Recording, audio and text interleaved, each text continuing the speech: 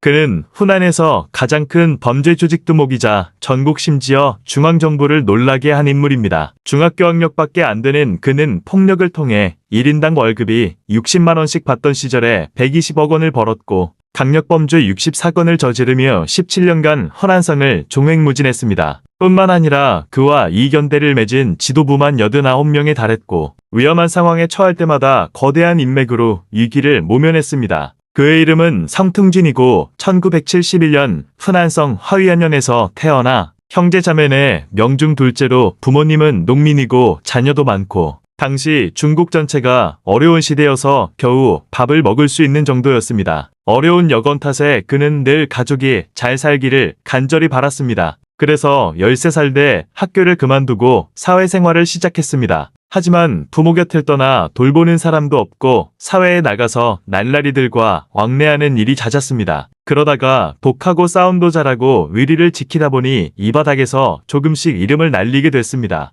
1990년에는 개혁개방이 한창이었고 각계각층이 우후죽순처럼 번성했으며 화위안면은 풍부한 망간과 납아연, 광물 자원으로 인해 황금광산이 되었습니다. 당시만 해도 광산을 하나 갖는 것은 돈을 찍어내는 기계와 같았기 때문에 국가에서 채굴권을 개방한 후 많은 사람들이 이 기회를 이용해 부자가 되었습니다. 돈벌이에 급급했던 성퉁진은 당연히 날라리 두목으로만 사는 것을 달가워하지 않았고 그 역시 가담했습니다. 그러나 그는 정당한 방법으로 채광 허가증을 발급받으려 하지 않고 부하들을 시켜 몰래 채광했습니다. 매일 밀채하는 수량이 제한되어 있었지만 저질광산을 섞는 수법으로 많은 돈을 벌었습니다. 돈을 모은 후 그는 자신도 광산 하나를 맡았습니다. 2001년 경제분쟁으로 남과 갈등을 빚던 성퉁진은 광업권에 약간의 축적을 남겼지만 상대보다 세력이 약하다 보니 양보하고 다른 지역으로 피신했습니다. 성퉁진은 채광으로 돈을 벌기 위해서는 이익을 창출하는 기술자뿐만 아니라 국가의 보호도 필요하고 자신들의 이익을 지키기 위한 강력한 세력이 필요하다는 것을 깨닫게 한 사건입니다. 그래서 1년 동안 피신해 있다가 다시 화위안현으로 돌아와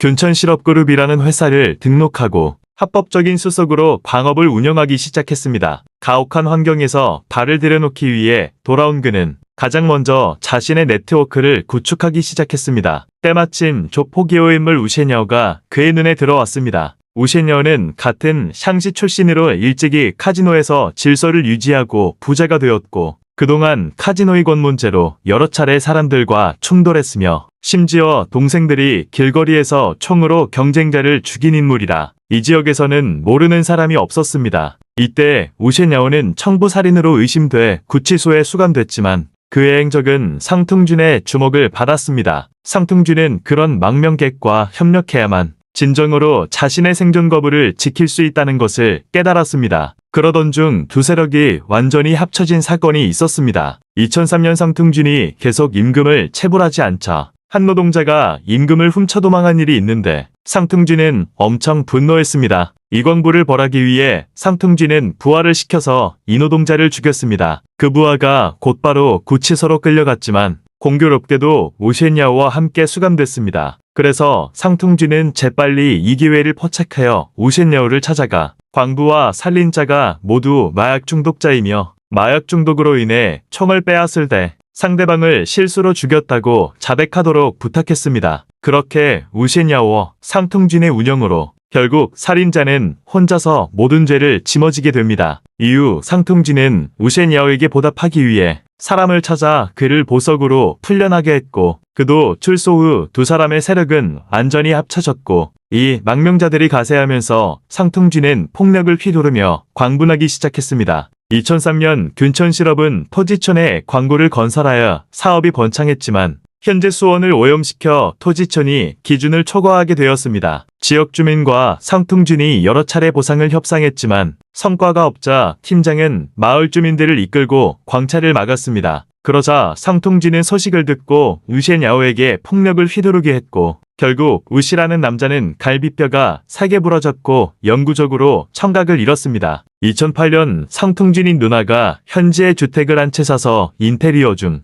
소음이 심해 옆 호텔의 장사에 지장을 주자 이 호텔 직원이 시공업체를 찾아가 조용하게 하라고 쓴소리를 했습니다. 그러자 누나는 불쾌해하면서 동생에게 전화를 걸어 해결하라고 했습니다. 얼마 지나지 않아 10여 명의 조폭들이 이 남성을 폭행하고 떠난 뒤 이를 알게 된 우셰냐오는 2차 구타를 더했고 결국 이 남성은 호텔 입구에서 숨졌습니다. 2009년 11월 11일 리 씨라는 남성이 오토바이를 타다 상퉁진의 측근을 들이받았습니다. 이를 알게 된 우셰냐오는 동생들을 데리고 병원에서 리 씨를 구타하고 4천만 원의 배상금을 요구했습니다. 그러던 중 아들의 안위를 걱정한 리 씨의 아버지가 자발적으로 인질이 되어 잡혀가서 모든 고통을 겪다가 결국 고통을 견디지 못하고 병원 6층에서 뛰어내렸습니다. 아들 리 씨는 심각한 정신분열증을 앓게 됩니다. 원래 재판하기에 충분했던 사건인데 상퉁진의 운영으로 4명의 동생에게 뒤집어 씌웠습니다. 그 자신과 우시냐오는 아무런 죄값도 치르지 않았습니다. 이런 폭력적 수단으로 상퉁진은 재산이 폭발적으로 불어나기 시작합니다. 그는 급속히 성장하여 혼자만 19개의 광산을 가지고 있었고 또한 현지 건축자재 시장,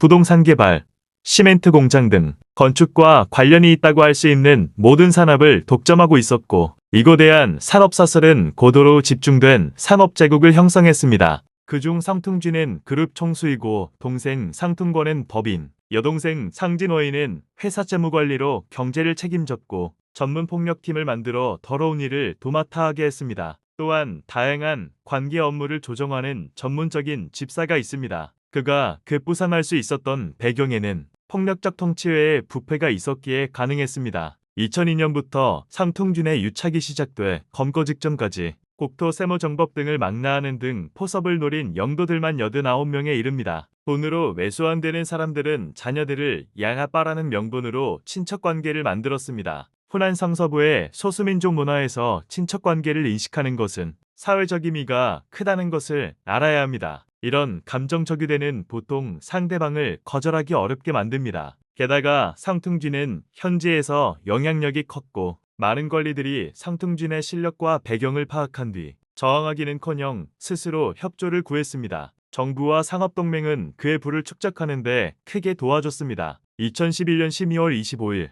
우셰냐오는 조직폭력배 성격의 지도죄, 총기불법 소지죄 등으로 경찰에 체포되어 징역 10년을 선고받았습니다. 그러나 구치소에 수감되는 동안 상퉁진은 그를 빼내기 위해 자신의 인맥을 사용하여 내분비에 영향을 미치는 약물을 우셰냐오에게 전달했고 결국 우셰냐오는 갑상선기능암 진증 진단을 받았고 의료상의 이유로 우셰냐오는 성공적으로 고개집행을 신청했습니다. 그렇게 10년 동안 감옥 살리를 했어야 할 그는 한 발짝도 감옥문을 밟지 않았습니다. 사실 우셰냐오는 두 사람이 만나기 훨씬 전에 이미 살인사건을 짊어졌고 상퉁진의 상상을 뛰어넘을 정도로 악랄했습니다. 2002년 우셰냐오는 카지노 이권 문제로 또 다른 카지노 두목과 충돌했습니다. 자신의 이익에 손해를 끼치지 않기 위해 왕씨라는 부하를 시켜 길거리에서 다른 두목을 총살했습니다. 왕씨는 경찰의 추적을 피하기 위해 꼬이저우로 도망쳤습니다. 얼마 지나지 않아 무사한 줄 알고 다시 화원연으로 돌아왔지만